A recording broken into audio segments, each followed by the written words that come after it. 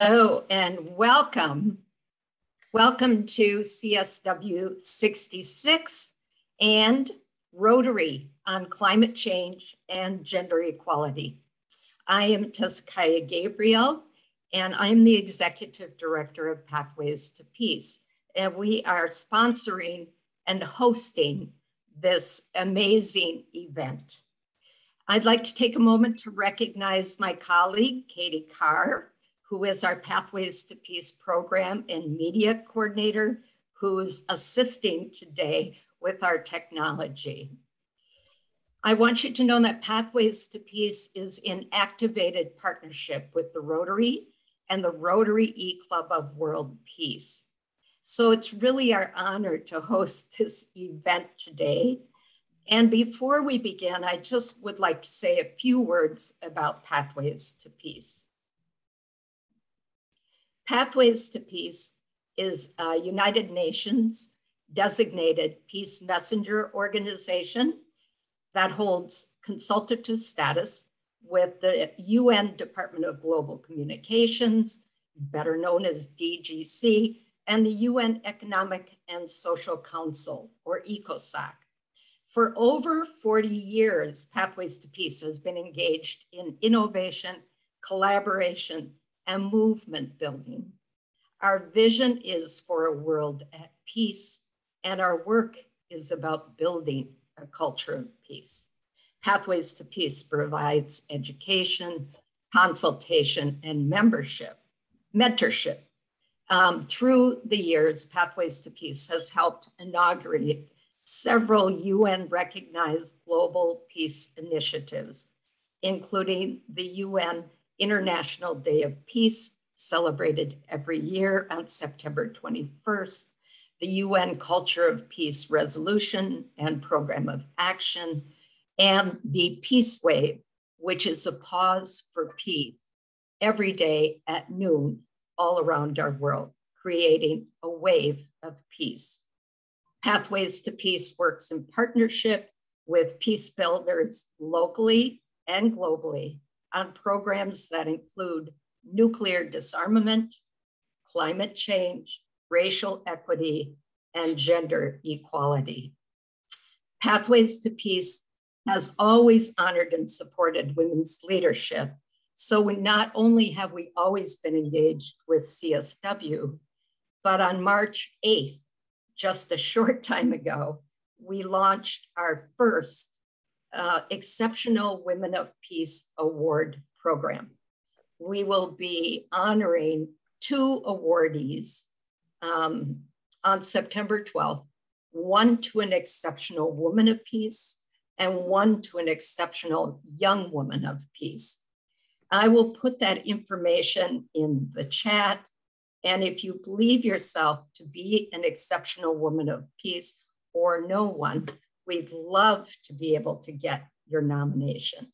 So please go to our website and you'll find the nomination form there. It's simple to complete and we'd love to hear from you.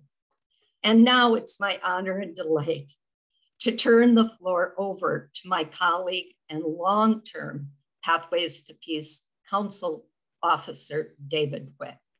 David is the current president of the Rotary EClub of World Peace and the organizer of today's event.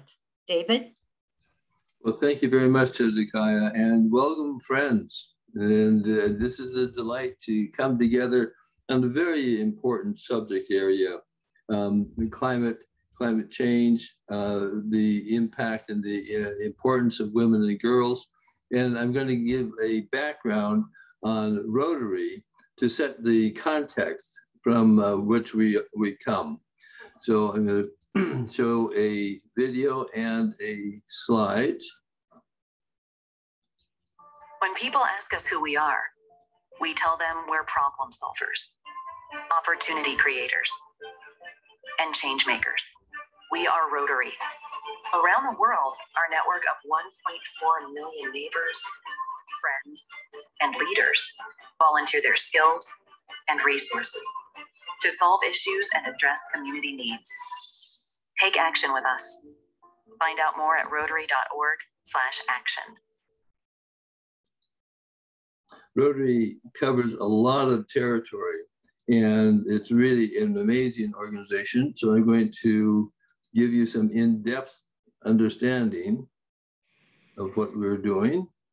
And to begin with, the theme for this year is, oops, what's going on here? Excuse me. Serve to change lives, which is the theme from our current president, Shekhar Mehta. And so I'll show you how this is played out coming up here. So I'll go to the next slide.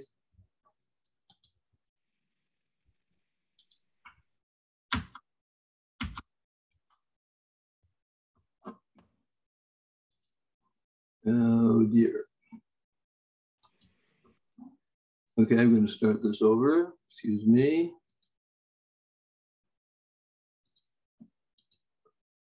One more time.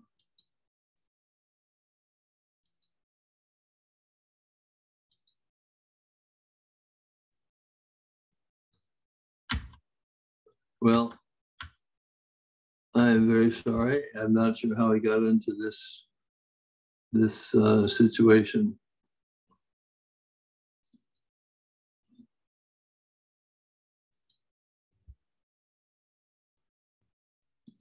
We can see your slides, David. Right, but it's, okay, so I'm going to try to do this. I'm very sorry. So anyhow, you can see the smaller slide.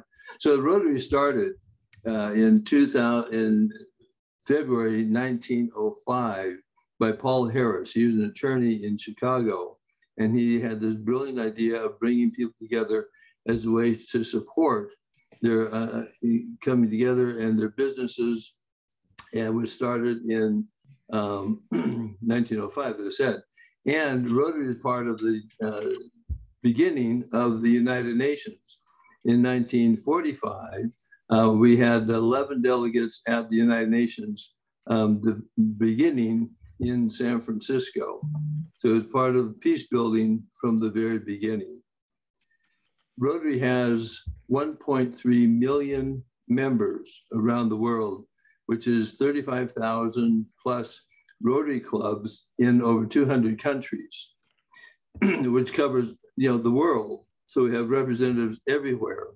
And the mission is we provide service to others, promote integrity, and advance world understanding, goodwill, and peace through our fellowship of business, professional, and community leaders.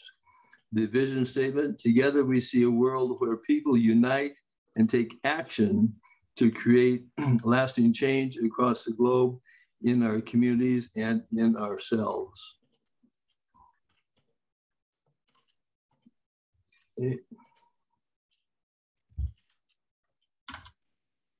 There are, the basic spread around the world is looking like this in terms of Rotarians in various countries. So it gives you an idea. There's actually a higher number than these right now, but it gives you an idea as to the numbers throughout the world.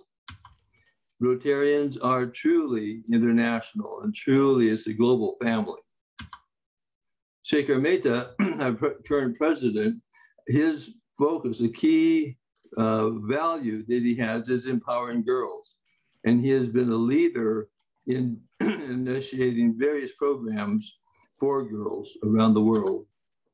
And this has been a part of the focus, and a very important part of our future is working with girls and women. Rotary has has 7 different focus areas, from just briefly promoting peace, fighting disease, provide clean water and sanitation, hygiene, saving mothers and children, support education, growing local economies, and protecting the environment. So the supporting the environment is a new area that we are focused in on. So this is very important. This is one of the reasons that we're here today. So today we're going to be together. We're going to focus in on climate, on Rotary, on climate change and gender equality. And the overarching focus here that we're going to start with is an introduction and summary of the United Nations Intergovernmental Panel on Climate Change, the IPCC. And then we're going to have 4 areas that we're going to weave together: the climate mitigation and adaptation, climate's disproportionate impact on women and girls. Increasing funding to empower women and girls is crucial.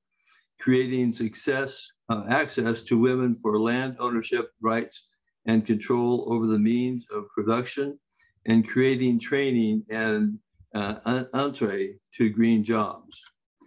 Here we have our membership is representing the Rotary EClub of World Peace, which is Tezakaya, Andrea, Sunita, myself, a couple of members in the audience here, and Karen, who you meet in a moment. She is represents the environmental sustainability of the Rotary Action Group for Peace. So let me give a brief introduction of our members here. So Karen Kendrick, and she's the co-founder and director of SRAG, who I just mentioned.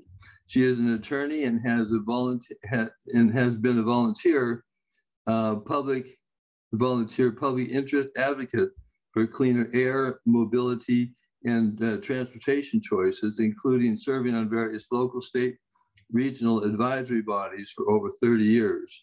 Karen had the honor of being the Rotary International's first observer delegate to the climate talks, the UN FCCC climate talks, and represented at the COP26 in Glasgow, 2021, as well as COP24 in Katowice, Poland in 2018.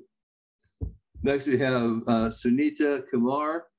She is a former energy and environmental sector executive, trained community investment state, civil and family court mediator, and U.S. development representative for camp arbitration and mediation practice. In 2021, she was selected as the first Founders Fellow for Mediators Beyond Border International. Andrea Shields, she has been a Rotary International trainer and consultant, member of the Rotary EClub of World Peace. She's also a psychologist, forensic evaluator, college professor, and trainer since 1971. She's executive in life coaching, who helps people integrate their vocation, wellness, and spirituality for happy and harmonious and fulfilling life. This is our panel. I'm David Wick, been involved with the peace building world for many years. I'll just leave it at that. So the overarching question we have today is, how does Rotary's work with women and gender empowerment and the environment support peace building? That's the larger picture. That's what this is all part of in many important areas. The point here is, for all of us, is that world peace is the opportunity and our choice. We have choices to make. We do affect many people in many parts of the world. I will conclude on that. And now I'll give it to Sunita, who will guide us through some specific questions. So Sunita, please.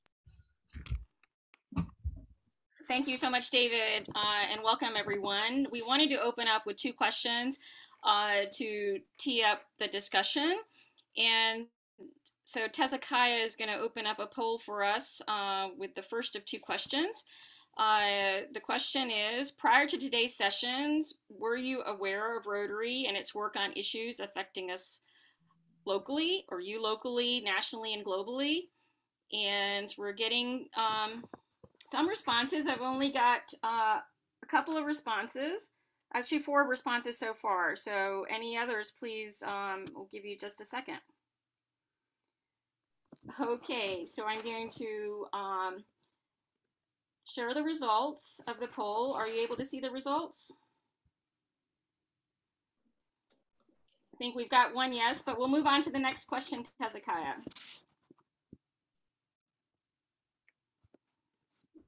So a little more participation if we can. Okay, here we go. Here's the results there. Next question. We'll move on to the next question.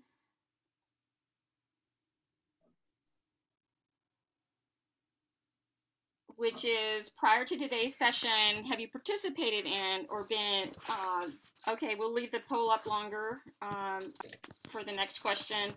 Have you participated in conversations or creation of solutions which recognize the complexity, challenges, and connectivity of issues related to climate change, or if you prefer climate and the environment, in whatever stage it is in?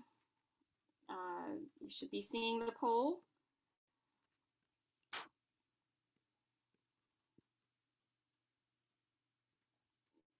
Again, we just wanted to get a feel for how many have actually had an opportunity or have had detailed and deep conversations about the topic.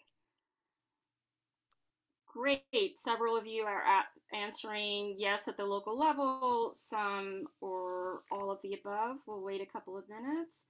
I think we've got almost everybody has answered. Just a couple more. There we go. We've got everybody's answer, so I'm going to end the poll and share the results on the screen. So you can see we've got a range here, but clearly it's a very positive sign that at your local level you have had a chance to be involved. So, and several of you have done at multiple levels. So thank you so much, and I appreciate everybody's response to that question. At the end, we'll follow up for future steps related to both of those questions. Thank you so much. Yeah, so thank you. And I'm going to we're going to move now to Karen, who's going to talk about the UN Intergovernment Panel on Climate Change before we move to the panel discussion.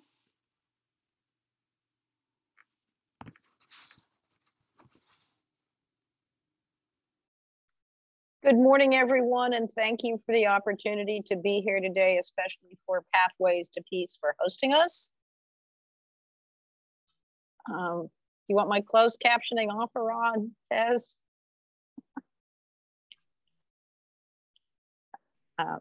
Up to you. Okay, I'll leave it off. I don't think anyone here needs it. So for me, it is implicit that if there's no climate justice, there's no peace. And if we don't get ahead of the climate chaos and crisis that we're currently in the midst of, it will only be more challenging for women. So if I don't circle back to that theme, that's the starting point of all the work that I do. And I'm grateful that SRAG has an opportunity to join you folks on viewing gender equality through the lens of peace building around the environment. So a lot of the report from the Intergovernmental Panel on Climate Change Assessment Report 6 is grounded in the UN Sustainable Development Goals. And there are 17 of them. We will touch on several today. And on the right are the 7 areas in which Rotary funds global grants to make change. Rotary often likes to work directly through the projects it funds as service in action rather than just doing policy. And those 7 areas of focus David already spoke about. The Environmental Sustainability Rotary Action Group connects with area's newest area of focus around the environment, and we cover clearly 6 of the Sustainable Development Goals in our workload: affordable and clean energy, sustainable cities and communities, responsible consumption and production, climate action, life below water, and life on land. Along the way, though, other action groups and areas of focus touch on this. Protecting the integrity of watersheds is essential to clean water and sanitation. And if we are to meet the UN's goal of zero hunger by 2030, we must work on food security in a way that leads to climate resilient agriculture. And all of this through the lens of gender equality, which is, of course, a value of Rotary, although we have a bit of a learning curve in that. The report that I'm going to be talking a bit about in one small corner is a massive undertaking with 3,750 pages and 18 chapters. And I'm just going to look at a tiny fragment of it. But for anyone who wants to dig in deeper, you have to download each 200-page chapter one at a time. So in this massive report, there has been a pivot to solutions and an emphasis around adaptation and looking at vulnerability and desire for interconnections. But the gender lens is not central in this report. Some of the major takeaways of the observed impacts already is that we have to think bigger and move faster if we want to achieve climate resilience. The bad news is the warming is riskier, faster, worse, and accelerating much sooner than the scientists anticipated. And yet there are still solutions. In the past, we've sort of focused on mitigation to try to get ahead of it, but where we're not ahead of it, we now need to step up our game around adaptation. But the two are interconnected. And while each of us can contribute a small bit, we need to encourage our leaders to be transformational, not just incremental. So what can we expect? More drought, more fire, more deforestation, and more warming, which will impact health, ecosystems, food security, and jobs. And whenever any of these areas takes a hit, of course, women who are already playing catch up also take a hit. Part C of the technical summary looks at the risks in these areas. And as you tick down that list of items, you can envision that they will impact women every step of the way. And peace and migration is on that list, last but not least. And of course, with climate displaced migrants, those are a threat to peace. So as I have thought about climate, I have wondered whether they can connect the dots between international conflict and climate. And this was an important takeaway for me because they can link climate dislocations and impacts to internal conflict and some violence, but they have not seen to date sufficient evidence at present to attribute armed conflict to human-induced climate change. But I'd like to offer a couple of thoughts. I submit that climate dislocation is a factor, but you also need sort of a person in charge who has acute disregard for human life and well-being. And a lot of the areas of recent conflict around the globe take their root back to our dependence on fossil fuel. And the sooner women can realize a role in helping us decarbonize our economy and the way the world operates, the sooner we will be able to diminish the power of people who will do anything to keep the oil flowing. So the US Department of Defense assesses climate change as a threat multiplier.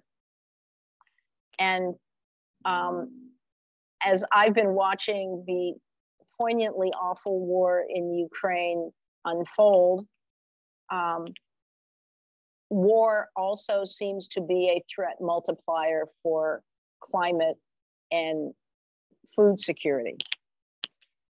In both cases, climate and conflict have an adverse impact on women. So what's new about this UN report is that it's got a focus on adaptation, the notion that we will have to adjust to the current and expected climate impacts and see where we can find opportunities along the way. But there are limits to our ability to adapt. There are hard limits. Species cannot adapt fast enough to avoid extinction. When the water reaches a certain inevitable temperature from the overall warming, the reefs will bleach. The species will die and there's no place for them to move to. The soft limits are some of the issues that we can still address, and that includes how we will empower women to be meaningful change agents to these climate solutions that we seek. So it's not an either or, it's not mitigation or adaptation. We have to move both along. The window for adaptation is closing. And if we don't at the same time step up our game to reduce greenhouse gas emissions, we will lose the flexibility to adapt in the future. And one of the cruel ironies is that as more climate impacts with big costs unfold, there will be fewer resources to adapt to fund the needs we have and to help women be resilient. And here's an important takeaway from the report, that the lack of climate literacy limits the potential for transformative adaptation. So we need to talk about it, and we need to educate people about it, but especially in ways that speak to women and girls. First, do no harm. Adaptation as an ideal sounds good, especially for developing countries who've been frustrated that they have not gotten the support they need with the excessive focus on mitigation. But adaptation itself can disadvantage women and other vulnerable groups if it's not done the right way. So there is a risk of maladaptation, which is spending your limited resources on things that have perverse and unintended consequences. That levee in your hometown may make the flooding worse downstream. If you respond to a drought by stepping up irrigation instead of pivoting what you choose to grow, that business as usual may corner you. And disregarding local knowledge, and I would say women's knowledge, heightens the risk that we will spend our limited adaptation resources unwisely. So to review quickly the gender equality targets embedded in the Sustainable Development Goal for gender equality, because this is the framework in which we're going to consider where the climate justice lies. We need to recognize the value of women's unpaid work. We need to make sure that women have a place at the decision-making table, that there is universal access to sexual and reproductive health and reproductive rights.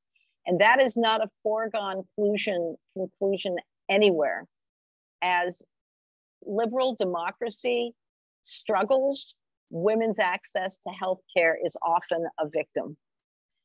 We need to make sure that women have equal rights to economic resources through reforms to the systems. We need to harness technology for the benefit of women and use that to strengthen our resilience. And we need to make sure that there are sound policies and enforceable legislation that promotes gender equality and empowerment for women of all ages. So within this massive report, there was one box about gender, climate justice, and transformations, and it had 5 important takeaways. So if I've sadly put you to sleep, wake up for these 5 key messages, please. Adaptation actions do not automatically have positive outcomes for gender equality. We need to address the inequities in resources and in decision-making participation if we're going to achieve gender and climate justice. The inequities that we experience in society, especially for women, compound our vulnerability and make a good climate change adaptation strategy harder. We will need to address the unequal power dynamics and foster inclusive decision-making. And here's the point that says we need to pull together every resource we have, including what Rotary can offer us. As to date, there are very few examples of the successful integration of gender and other inequities in climate policies to address climate change vulnerabilities. So we need to look for ways today where we can change that. Why are women more vulnerable? The report had a discussion in chapter 9 about Africa. Limited access to resources, less opportunity to benefit from technology adoption, discriminatory health poverties, stuck in cultural norms that work against women, and household rules that increase our vulnerability and make it harder for us to be resilient in the face of extreme weather events and impair our adaptive capacity. And that was determined across numerous studies. I'm sure that nothing I'm telling anyone is an insight, but the point is that the UN has taken the work of 263 scientists around the globe who've been working for years and have now documented and pulled all the threads of resources together into a compelling document.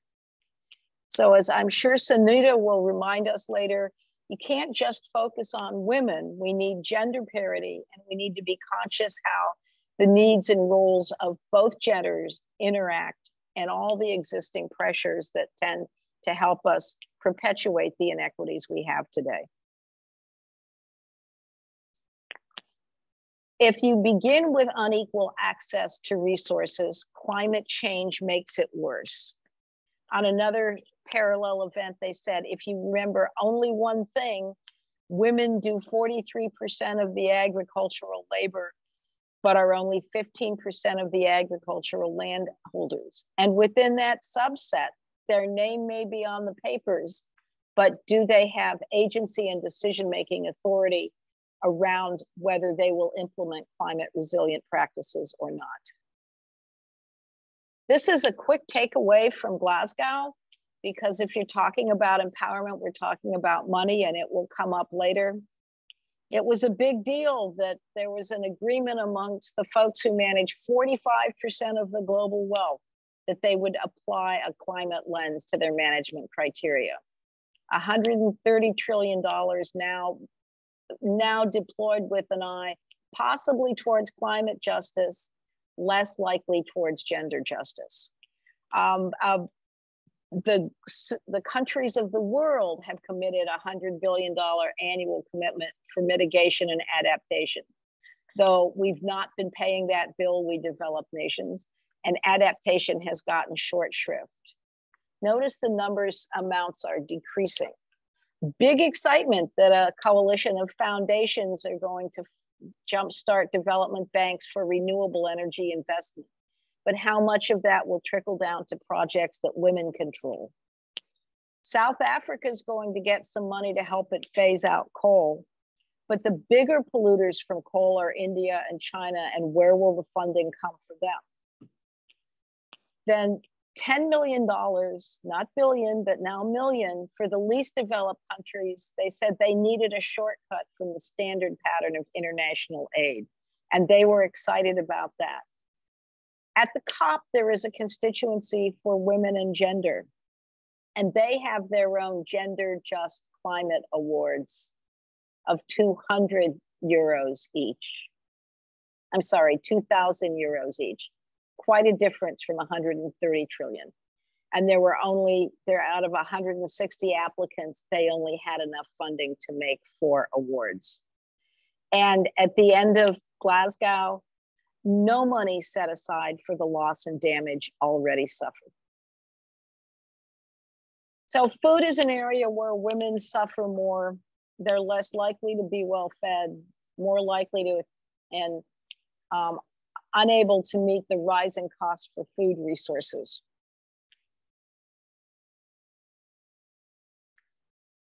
When a developing country takes on infrastructure debt towards a mitigation or climate solution, the women in least developed countries and small island developed states endure the harshest impacts. The austerity brings gender-based violence in the home, and more women have to do more and more unpaid work. Disparate climate impacts on health, more maternal and infant mortality, when there's a climate extreme event, less access to family planning, risk that they'll lose treatment for HIV, and women, and children, and elderly are more susceptible to extreme heat events. In the water sector, less water means longer walks for women hauling it and girls hauling it in countries where there's poor water infrastructure.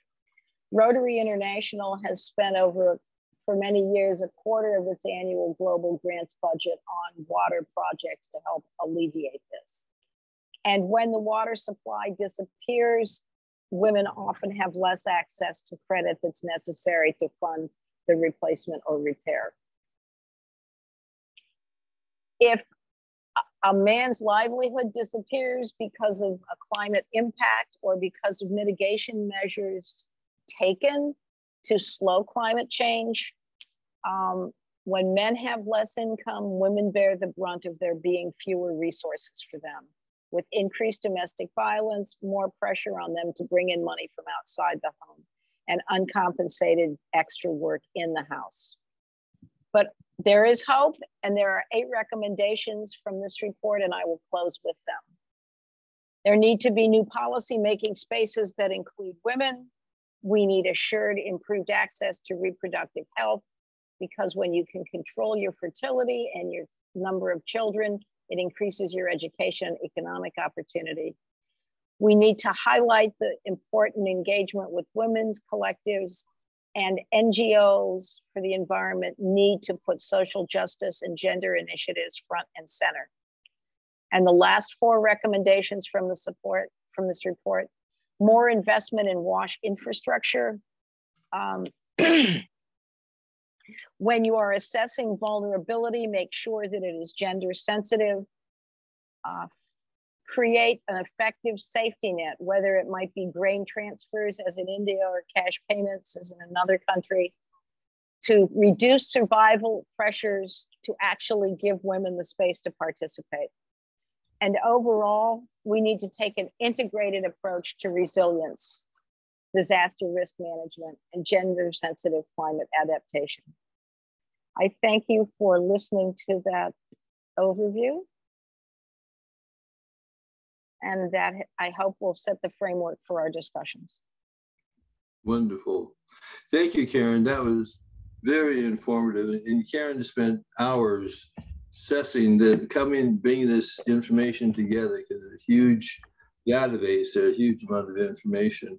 What I'd first like to do is to go to Sunita and Andrea, and your thoughts about what Karen had presented here, what you've heard. And then I will open this up to questions, because there's a lot of information.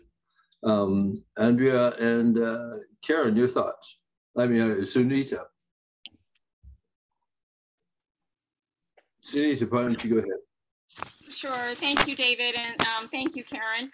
So yes, I'm a civil and environmental engineer, and I've had a chance to work in both the developing countries of South Asia and also on international projects in other parts of the world. For me, the emphasis on women is important, but it has to also be paired with education for everyone, because a woman in a family or a girl in a family is going to be impacted by the other family members. So I think, one, that it's a point that it's about values, and the values that we instill both in our current families and future generations.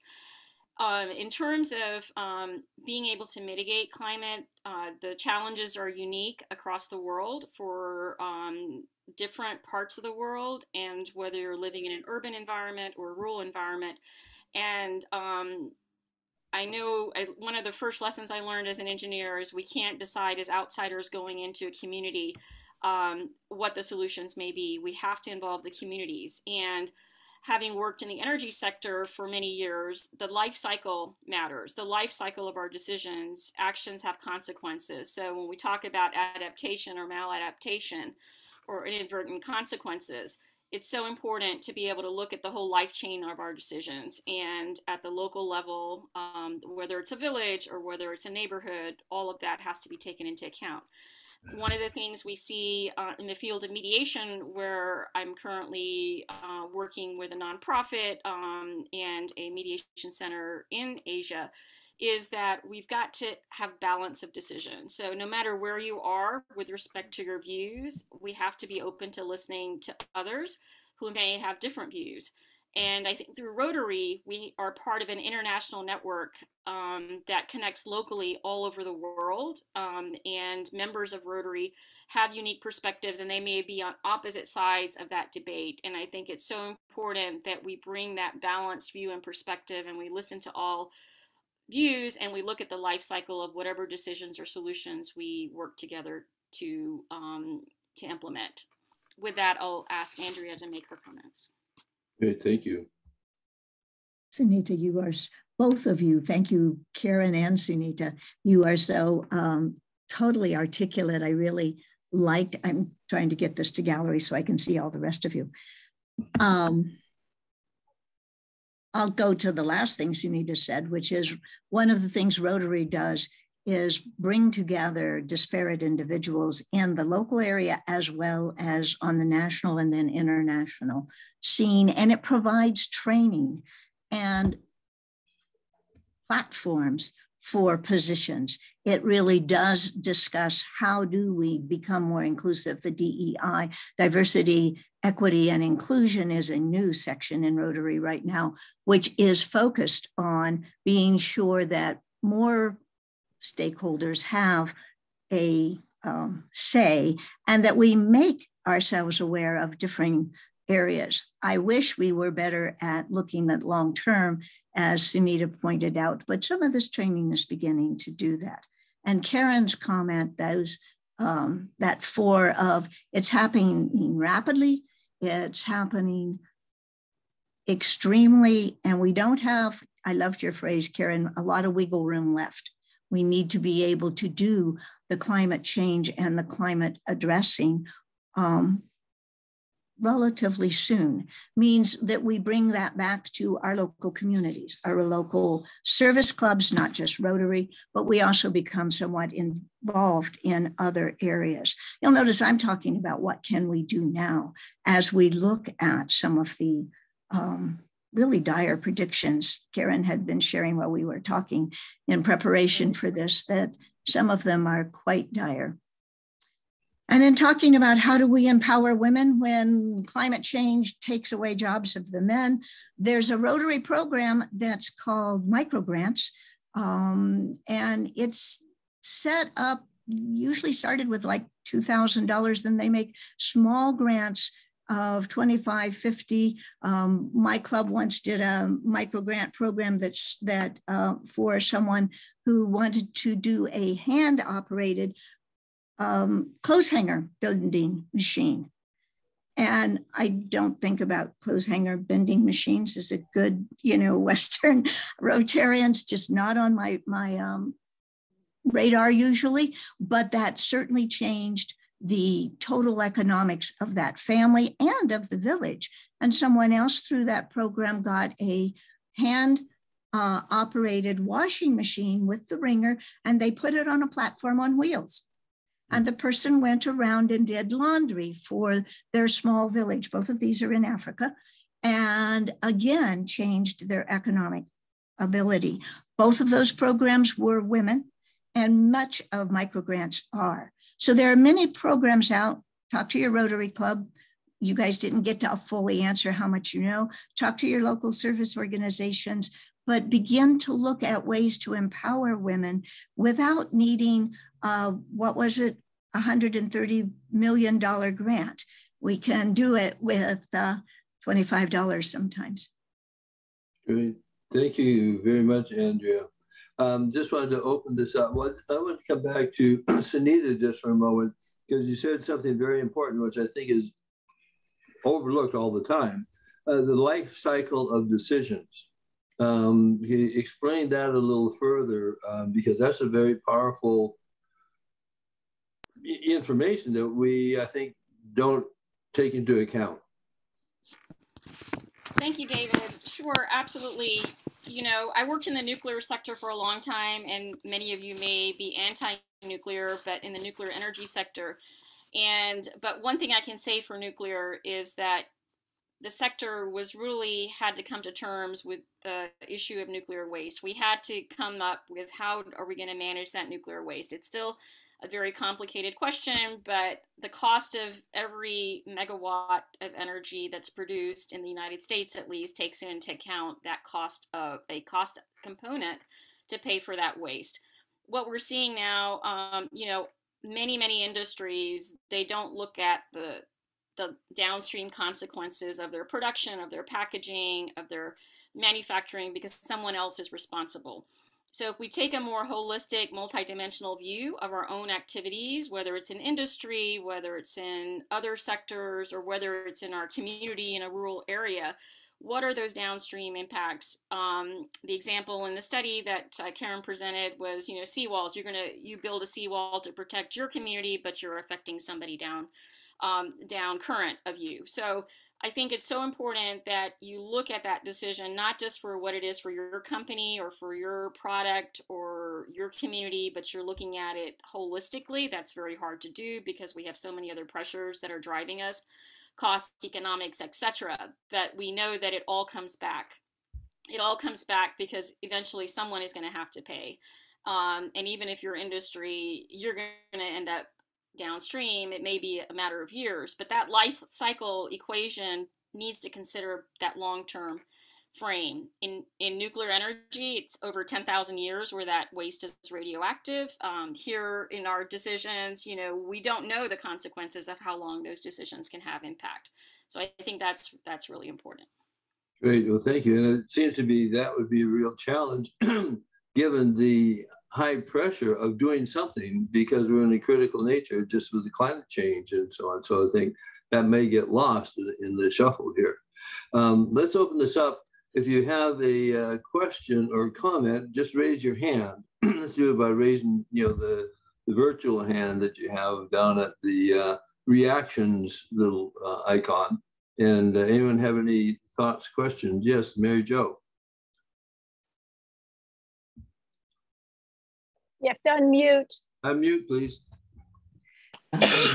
Anyway, thank you. I appreciate the level of research that has gone into this presentation. My question is, I'm listening to that term maladaptive of investments, and I'm wondering, do you have examples of investments in adaptation, climate adaptation projects that you would say, really good examples of good practice would be, and just elaborate a little bit more about the types of adaptation projects that have really been working. If you could just share a couple of examples. Thank you. Would you like me to have a shot at that, David? Please. So when one of the things we're seeing with climate is extreme weather events, more flooding. A lot of our urban areas have an awful lot of pavement, and a lot of times the Army Corps of Engineers in the US has dealt with it by hard surface levees, channeling the water away and making it a downstream problem, where what you really need to be doing is daylighting creeks that were covered up and channelized, more surface, more what we would call pervious surfaces. So instead of the hard paved parking lot, porous paving material, so that the water can soak in. But if the local planners aren't invited to consider climate impacts when they plan, their playbook only has business as usual. And so it needs public participation and sometimes civic engagement to move it along. I will add another example, David. Go ahead. Go ahead. Yes, an example, I had an opportunity to work in the solar sector, and it was for solar thermal projects. So you can imagine, for a solar thermal project versus photovoltaic, you're actually needing water. You're gonna take the sun's energy and you're gonna heat up water, and that water will then turn into steam, which will then power a generator and create electricity. So imagine if there's a program with the government that's promoting not only photovoltaic, but also solar thermal projects, and you're in an area, you need a lot of sunlight, which means you're going to be in this particular project in a desert area. And in order to get the water for that, where are you going to get the water to heat up? So in fact, the project was approved. It was awarded a contract. I was representing the company that was selling the technology, that solar thermal technology, and there was a local developer, and it was the electricity was being purchased by the government. but the developer, to get the water, they ended up getting water that was a drinking water channel near the Himalayas, so with its sources in the Himalayas. So bringing water from that canal that was meant for drinking water in order to make electricity. So I would say that that is an example of maladaptation, in the sense that you have to look at the balance of trying to prove a technology in this case versus what your other needs are. Yes, it's even with solar, you have to have steel. You have to have lots of things that have an impact on the environment, not to mention the water in this case. Great, thank you very much. Let's go to Andrea, and then we'll move on to our next focal area. Andrea. We've been really good at maladaptive. I'm in Arizona, and in the 60s and 70s, the metropolitan area called the Valley, Phoenix, whenever it really rained and or when Salt River Project had too much water, the washes ran, and basically you couldn't get from one side of the town to the other. And this is the whole Phoenix metropolitan area. And they said this isn't really working well. And so several areas have designed, and particularly Scottsdale started it, what's called a green space. And they took those runoffs and put ramadas, which can withstand water running underneath them, put grass and other things, and some hiking trails and biking trails, and a few barbecue things. So during the summer when it's hot, during 90% of the year, it's basically, and they're called green spaces, it's basically a park for anybody to go use. When it rains and floods, when there's too much water, it floods the green spaces, which works really well because it waters the grass and the trees. And we solved two problems at the same time. They do have some overpasses so that, the cars can go over the flooding area. But that's a way to integrate human use with very little money and make it retrievable. Now they're working on finally doing rain harvesting, but that's a different story. Great, thank you very much. Karen, and then we'll move on to the next area. Yeah, thanks. The whole question of how we get our energy is what's a big factor in driving climate change. And right now, making energy or accessing it, for the most part, means expending carbon, whether you do it directly burning fossil fuels or with the carbon intense infrastructure that supports solar and wind power. So one of the areas where we should be seeing more adaptation is looking at the sectors where we have the highest amount of emissions and seeing ways we can address those. And a lot of them are technological solutions, and they all have a tech price tag, and nothing is clean and simple. The UN moves forward with its efforts at climate change solutions by assigning nationally determined contributions.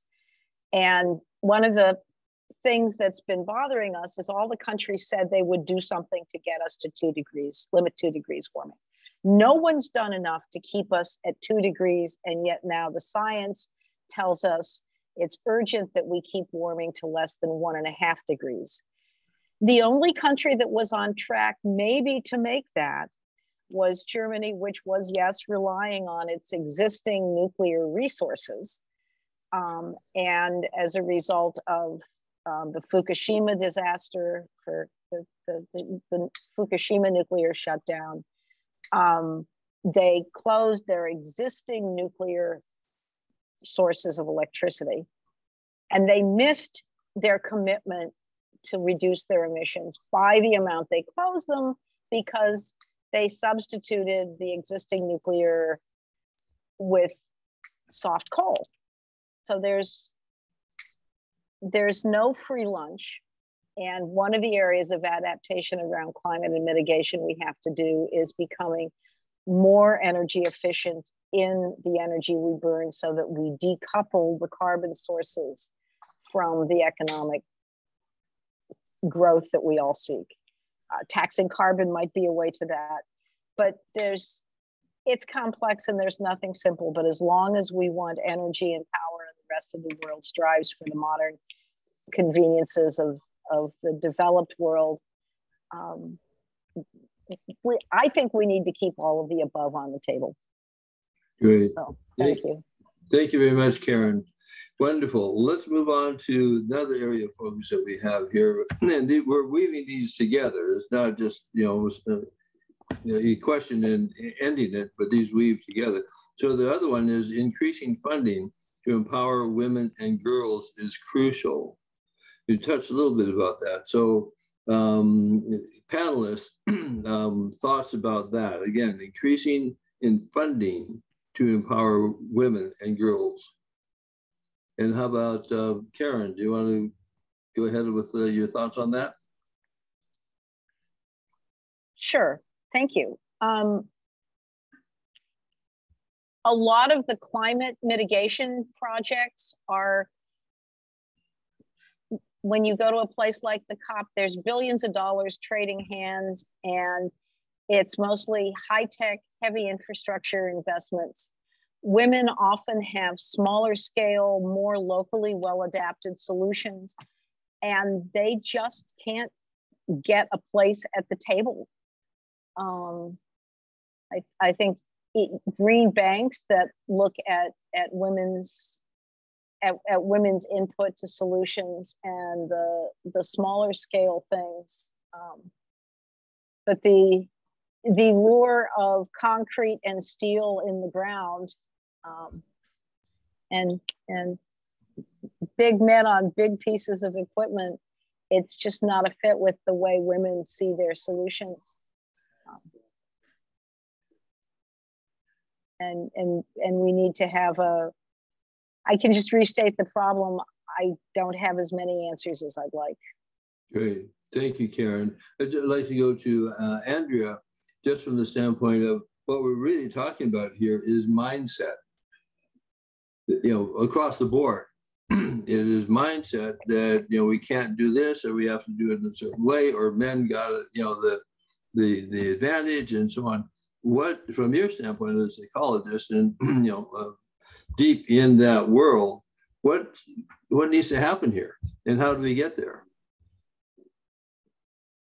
Participatory governance, which means getting more of women's voices. The more views we get, the better. 360 is a popular training program, and it's also a 365, I think, is a Windows program. But what we're really talking about is getting more views and getting, as Karen and Sunita have said, women's place at the table. Confrontation doesn't usually change ideas. Finding the meeting ground does. And I am trying to remember, forgive me, but one of the major peace talks and treaties at the international level, it was a UN level, wasn't handled during the conversations, and it wasn't handled even at the dinners when people were appropriately talking to each other. But the two opposing gentlemen, and I want to say Israel and Pakistan, were walking out together, and the one person said, and one of the gentlemen said something about his grandson, and the other said something. They began talking about their children. That is how you get peace. And they shared pictures, and then they talked about challenges, and the peace treaty came out of my grandkid is doing. So as we're talking about a lot of this, and I am focusing on the individual, I would talk about the power of one. Rotary looks at that. Polio came about because a president in the Philippines said, we need something for our kids, started that. It got to be bigger, it got to be district, it got to be taken to a global grant, and it ended up that we have, one case left in the world? Shelter box is the same thing. And a Rotarian was watching the TV on a natural disaster, and people die from exposure. And he said, we got to get them. Yeah, the Red Cross does blankets and food, but we got to get them some kind of shelter. So he talked at an event, a Rotary event, and got his club to go behind it. He got a grant, small one, got a larger grant, and Shelterbox was the major supplier of shelters for the Haiti earthquakes. Shelterbox is in Poland. It's doing work within the Ukraine right now, and it's deploying shelters and temporary things all over the world, but it was one person. Great, yeah. Yeah, so the power of one for sure. Absolutely. Thank you very much. Sunita, your thoughts on this area? I'll just add to my fellow panelists that increasing in funding is very important. However, I also want to again say it has to be balanced with also making sure that funding is going to, I think, more value-based projects and proposals. Because if we don't change our values, it's going to be very hard to actually change those outcomes, whether we're men or women. And also part of this is we have to be working with the men as well. If we're going to be able to empower women, we've got to bring the men along as well, because we don't want to just, reverse power dynamics. We want to basically have value-based decisions and solutions as well. So I'll leave it at that. Thank you, David. Great, thank you very much. So briefly, Andrea? Can I tag on what Sunita just said in terms of working? Please. This month's Rotarian, one of the things we have not talked about, but Rotary does, is talking about the menstruation and making it something you can actually say, and teaching people, because girls, especially in underprivileged areas, especially this one was talking about Kenya and Africa, we're losing 3 to 7 days a month to schooling, which means, impact all over in terms of advantages, number of kids, et cetera. But they began having this program, and the boys had to be part of it. And they also taught about how to make reusable hygiene products, because a disposable hygiene product like we think of today costs more than a week's pay wages. So how to do it. And the boys had to make them also. And they could donate them to females in their lives. What it did was it stopped the shame, it stopped the teasing, it increased awareness, and it has increased the entire awareness of all of that. So as Sunita says, we need to be sure that all of the world is in something, is in it. Great, thank you very much. Appreciate that. Yeah, I would add to that Rotary now has an action group for menstruation hygiene management as an adjunct. So as Rotary has 30 action groups and membership, and all of them is open to anyone in the world. So if greening menstruation and giving women and girls options is your jam, we have a route for you to do that in Rotary. Beautiful, thank you very much. So just open up general questions from anybody around this area of funding for women and girls. Thoughts, questions? All righty, let's move on to our next area, which is basically around creating access for women to land ownership rights and control over means of production, which you talked about, Karen. I just want to see if there's further thoughts, information around that. We come back to Sunita and Andrea. Sunita, how about you first? Yes, Sunita, this is your energy piece too. Okay, thanks so much, Andrea. Thanks, David. Absolutely. I come from a family that just 1 or 2 generations back, we were landowners in the village, and now, of course, 1 or 2 generations, we have no connection to those communities. Either we were pushed out or we left because the division of land, there was not enough bread in the village for the family to continue there.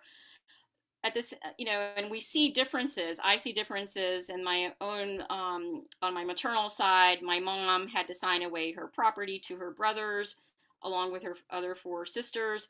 And on my dad's side, that land, the home that my grandfather built, his mother pleaded not to sign off for the selling of that home. And she had a great instinct, because in the end, the new home that my grandfather bought, the rights were not clear.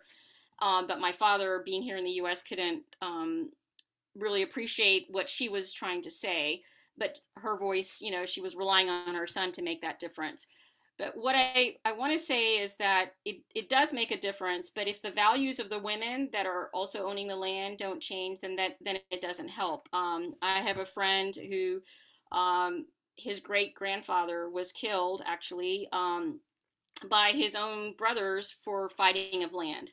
And he happens to be of Islamic faith. And in Islamic faith, you do have rights to land as a woman. The percentages are defined in the religion itself. And now what's happened is, with the remaining land, the grandmother is still alive, that land is being contested for by one of those sisters, and wanting to get more than a half brother. So complicated scenario, but I guess it goes back to values. And when you do own that land, it's the values that we think, those maternal instincts, that value of taking care of Mother Earth and the land, that I think that's what we need to promote. And the more that people have that, regardless of what the law allows or what your family allows, that is what's going to make the difference. Thank you. Thank you very much. Andrea, thoughts on that? Okay. Anyone else? Thoughts around land ownership, empowering in that area? Alrighty, let's go ahead to the another area, creating training and entree to green jobs. This is an area that really is critical moving forward, and this is, you know, looking at the larger picture and the future. Karen, you want to pick up on that for what you brought in your presentation? I would, thank you. So too often in the background, the argument in the United States has been, well, taking care of the environment will cost you jobs, will shut down industries. And thinking about green jobs of the future is a way to redress that argument, that you may lose some existing jobs, but you have an opportunity to create new green ones. And it strikes me that jobs around solarization, energy efficiency, that are new areas of work can be modeled in such a way that they are inclusive of women from the beginning. It's not a traditional job where the lines are hardened about that's man's work, but these are high-paying jobs that, with the right training and the correct pipeline, can be seen as women's jobs as well. And access to that kind of earning power in a green job sector will be a real boost to level the playing field. And there should be enough jobs for everyone, because we have a lot of greening and decarbonization to do. Great. Thank you very much. Let's go to Andrea or Sunita around the jobs and opening that pathway. Sure, I'm happy to jump in, David. Absolutely. You know, I moved from being a civil engineer only to then I was very, you know, troubled by some of the articles I was reading about contamination, and wanting to get involved on how do we reverse some of the damage that we've created. And, you know, but it's so important, you know, my pathway led me into solar. I mentioned the example of the project.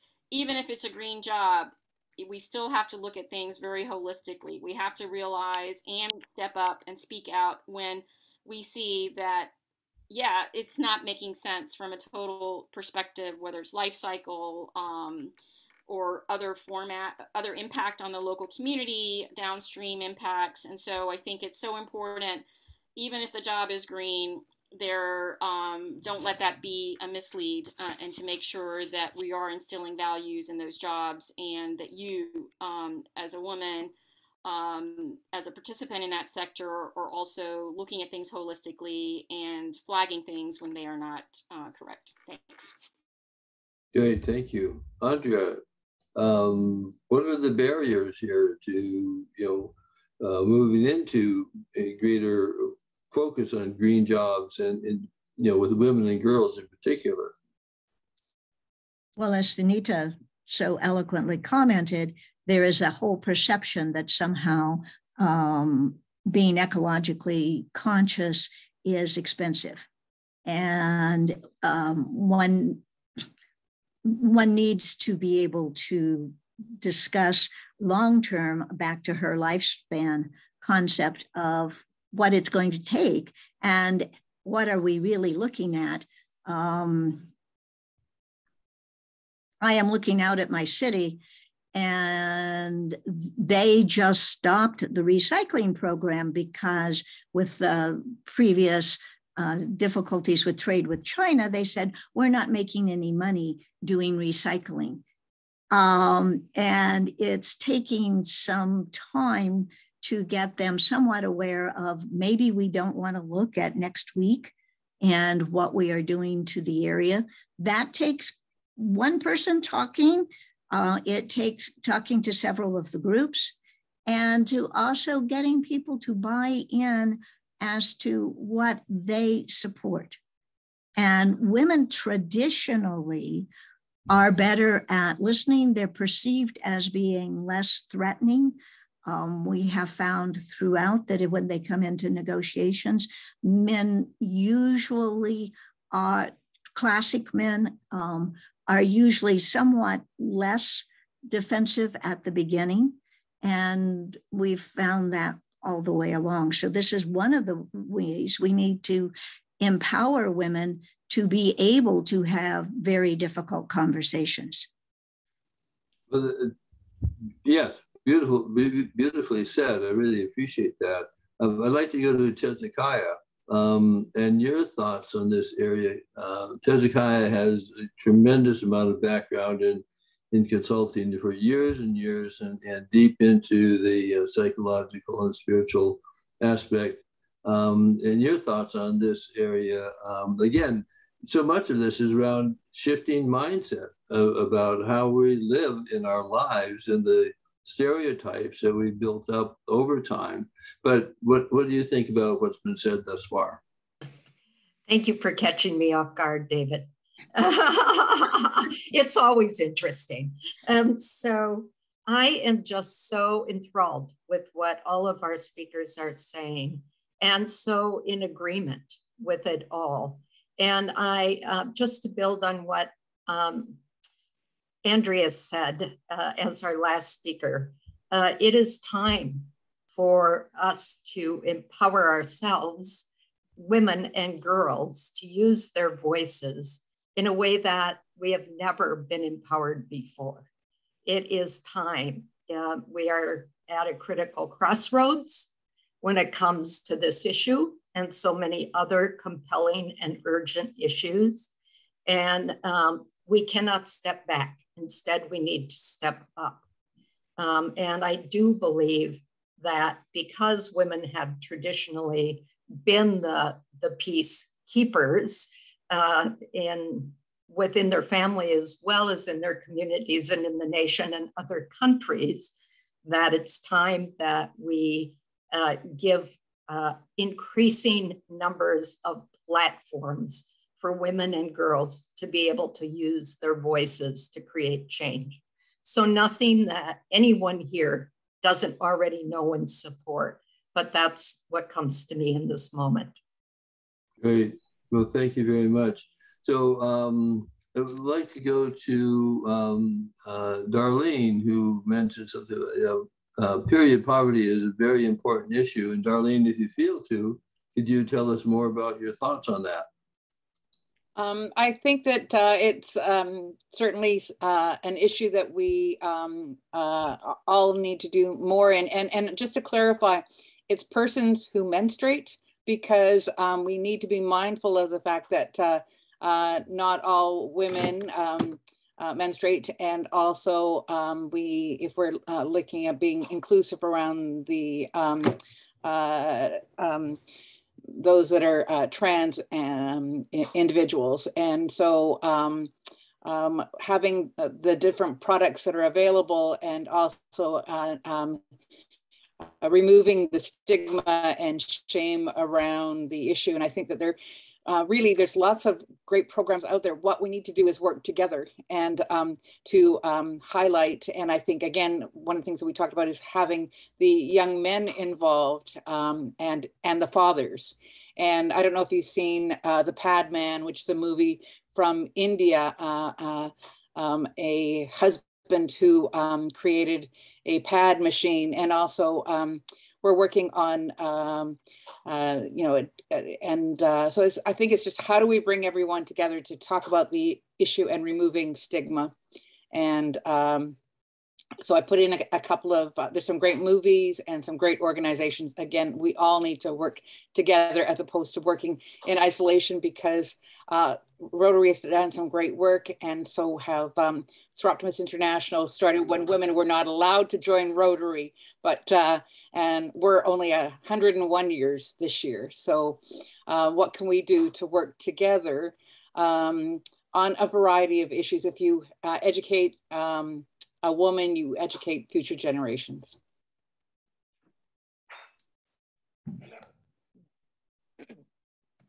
I had the opportunity to visit Ghana. Our Rotary clubs worked with Days for Girls, and through a project called Change Her Story, we delivered several thousand menstrual kits. But it's very interesting.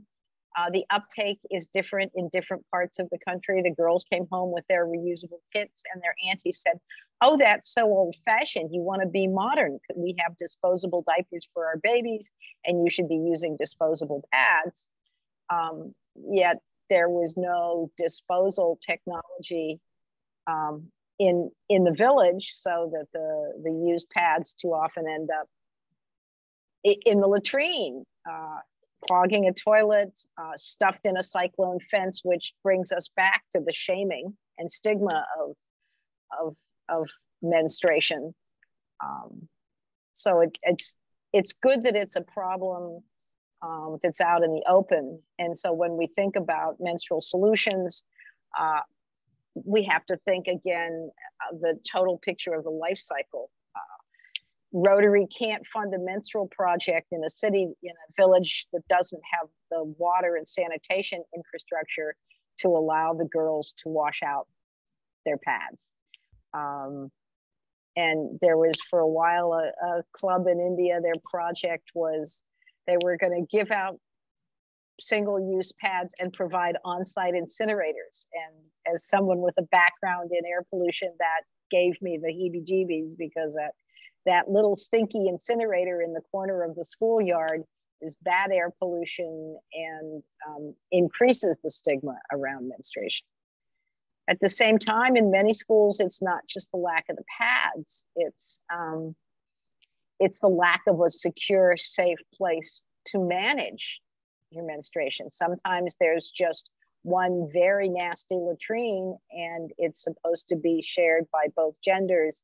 And while in the US, in restaurants, we're getting used to multi-gender facilities, it's a no-go where the cultural lines are differently drawn. So as we address this really important problem of keeping girls in school and giving them choices, we have to think of the whole life cycle of the solution that we're offering them. My most disconcerting moment, in a lot of schools in Africa, there is a teacher who's responsible for the educational progress of the girl child, a special emphasis in their schools. And she said, too often the girls can't afford the pads, And so they will swap the only commodity they have, which is sex. And of course, then they end up pregnant, and for a few months, they don't need pads, do they? But that's not the outcome we desire. And that's why making menstruation something that's safe to talk about has so many ripple effects throughout the empowerment of women and girls, and actually the safety of the future of our climate and our planet. Great. Well, thank you very much. And there's been very informative conversation. What I'd like to do is take time now to move to Sunita, who will ask a couple more questions, and then we'll move to Andrea, who will have a summary and some suggestions from our session here. So Sunita, please. Okay, thank you, everyone. And we're just going to ask two simple closing questions before we give the summary. So if Tezekiah can put the first one up. And they're similar to our questions at the beginning of the session, but now looking towards the future, those questions focused on the past. And the question will be coming up in just a second, but the first one is, looking to the future and after hearing today's session, would you be interested in participating in creating conversations that work on solutions and that recognize the complexity, challenges, and connectivity of issues related to climate change, and the environment? So as soon as that question comes up, we'll give you a few seconds. You should be seeing the question. And I apologize, we didn't have one answer that says none of the above, but if you don't answer, we'll assume none of the above. How's that? I don't see how to answer. Am I doing this? Do you see how you should be seeing it now? Is everyone seeing the question? I see no one has responded yet. I'm seeing on my screen. Maybe I messed up something when it says launch. Maybe I hit the wrong thing. Okay, no problem. So you can also answer in the chat, that's fine, and then we can move to the second question. So this is really more about, would you like to have more conversations that are more in depth? We talked about balance earlier today, about the need to look at local as well as global and at your country level. So yes, thank you so much everyone for answering in the chat. We appreciate that. I'm going to stop sharing that. And let's see if we can try the second question, which is more connected back to Rotary. And would you be interested, as I mentioned earlier, Rotary has, and David also, the international network, and how can we leverage that network and that connectivity, as Rotary has done with issues like polio and others, to be able to create these conversations and these solutions, which Andrea and others have, and Karen have also already mentioned examples of projects. So that was our second question. And of course, if it's not appearing on your screen, no problem. Please just answer in the chat, and we would love to hear from you and about that connection that hopefully, I think it's appearing for me, the first question now on my screen. Yeah, but there's no way to give an answer. So just do it in the chat. Okay, that's fine. Thanks so much. Yeah. Thank you, Tezekiah. We appreciate that. Everyone, thanks for your attention, and I'm going to turn it over to Andrea at this point. Yes, Andrea. So move to our wrap up, suggestions and summary, please. I had a full summary, but as you notice, I think I'm unmuted. Can you guys hear me? Yes. My screen says unmute me, and I'm going, I thought I did.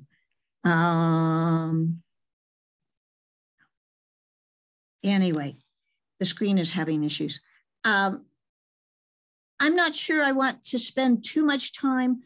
We have heard you've heard, I have been very fortunate to be on a panel with highly accomplished, articulate, and passionate people who know what they're talking about and who are very, very good at it.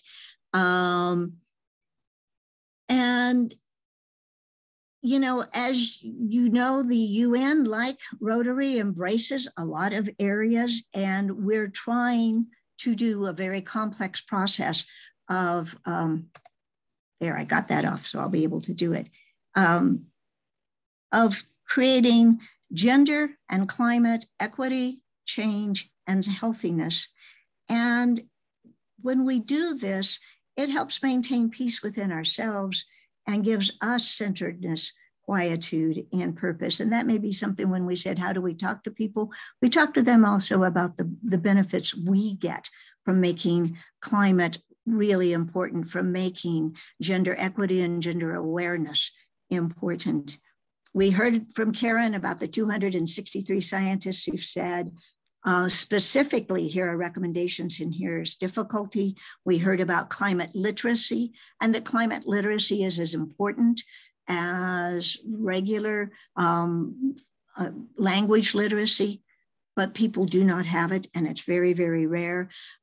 Sunita talked about how to look at and analyze choices and what is being presented so that we don't end up in the maladaptive patterns that were given as examples, and so that we do look somewhere beyond my own counsel's short-sighted 2 months down the road place. As was said, climate change itself doesn't directly lead to international conflict, but it does increase internal and local conflict and disruption and unrest.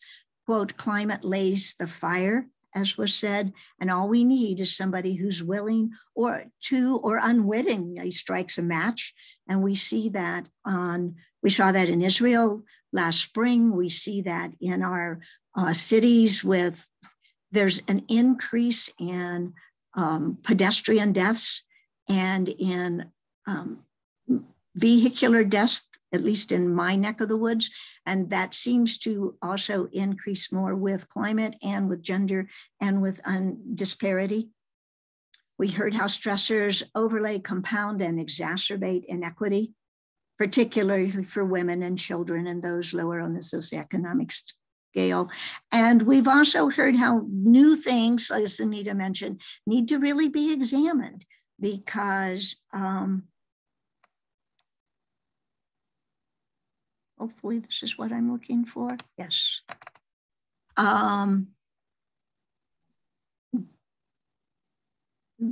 Because we don't always see what's going on.